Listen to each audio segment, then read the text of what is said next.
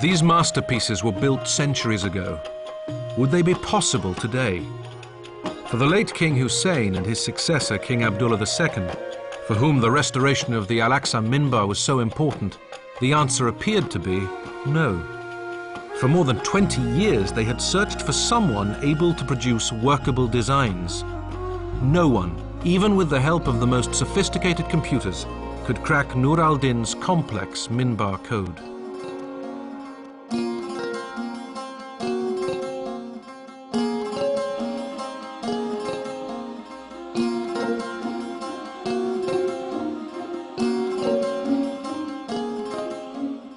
We did an international contest. We invited everybody in the world to participate. Nobody in the world was able to recreate the minbar, which starts from a six-sided figure and creates an equilateral triangle by extending the lines of a regular six-sided figure, and without having any lines sticking out, as it were.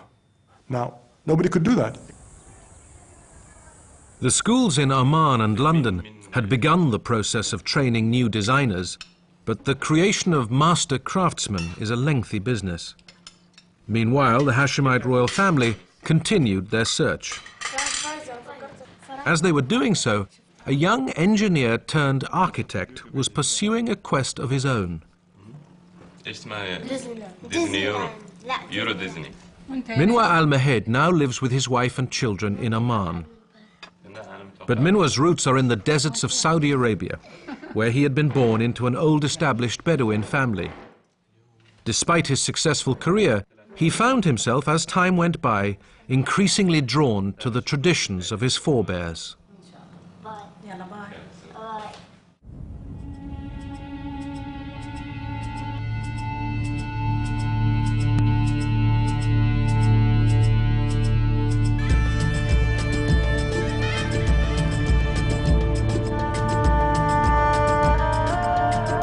First and foremost, I'm a Bedouin.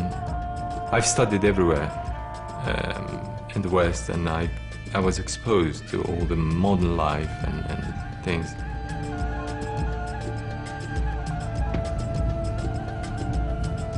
I'm living in modern times. I'm using different gadgets, the computer, the car, mobile phones, but those are not essential.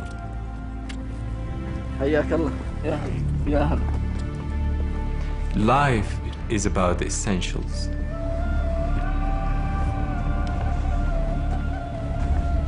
The most essential thing is to realize the truth. And so concentrate on what brings you nearer to that truth.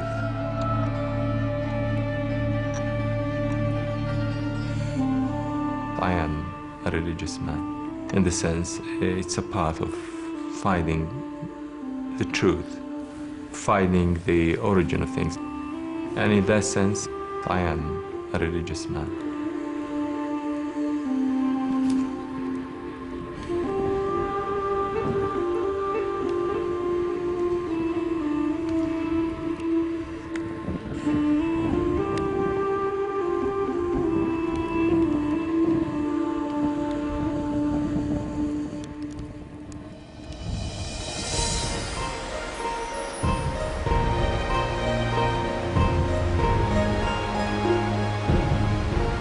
As Minwa's personal quest for truth continued, he found himself more and more fascinated by Islamic art, craft and architecture, and he too became concerned that many of the old skills had been lost.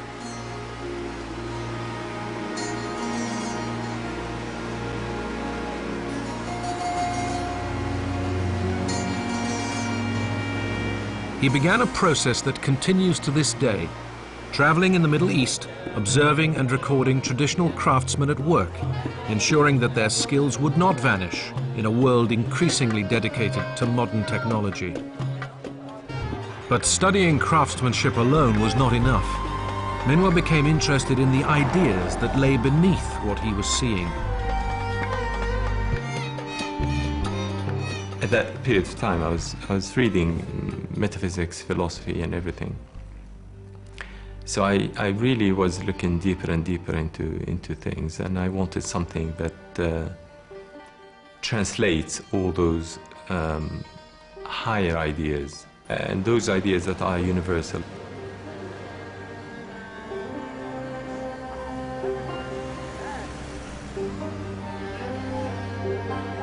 Minwar finally found what he was looking for in a small bookshop in Damascus. It was a book called Islamic Patterns, and it was written by Professor Keith Critchlow, whose work led to the founding of the Prince's School in East London. Its effect upon Minwar was profound. It talks about geometry and the basis of Islamic art. Right away, I realized that this book really talks about something which I wanted to know for some time.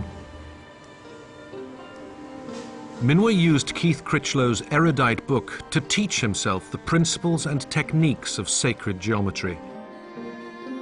For the next year, he devoted his time to studying the great designs of the past, discovering as he went a passion that was to shape his future.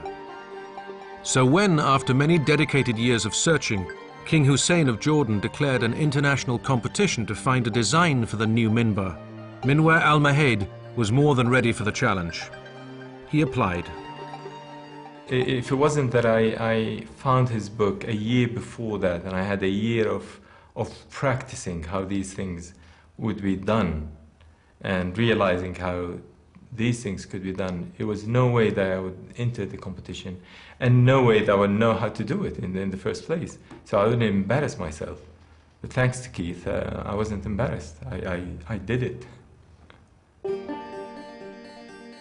They gave everyone a photograph of a panel that they wanted redrawn according to Islamic patterns, and they themselves did not know that this is based on a science, and that science is geometry. So I did the detailed drawings, and we did a little bit of animation because they were interested in the reconstruction of the minbar itself.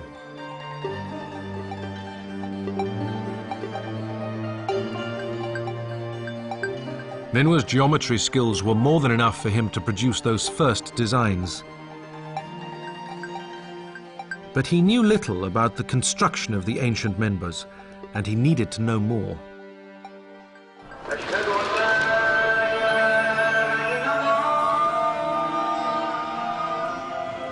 He headed first for Aleppo, where the original minbar had been made, so many centuries before. Would there still be clues for him there? Just across the road from the Grand Mosque, he made a crucial discovery. The Halawaya school, where the original minbar was made, still stands, and within it there is a mihrab, a prayer niche, whose quality drew Minwar immediately. نعم اللي صنعه هو أبي الحسن محمد الحراني مذكور اسمه في الأعلى. هو نفس هذا الاسم لقيناه وين أبي الحسن الحراني. أبي الحسن محمد الحراني. The mihrab was indeed built by the very same person who designed the minbar of Saladin. محطوط نفس الاسم. معناها هو نفس المحراب اللي صنع مع المنبر. مع المنبر نعم الصنع واحد كان. الصنع واحد. أبي الحسن محمد. والله هذه ممتازة. Finding the mihrab was a turning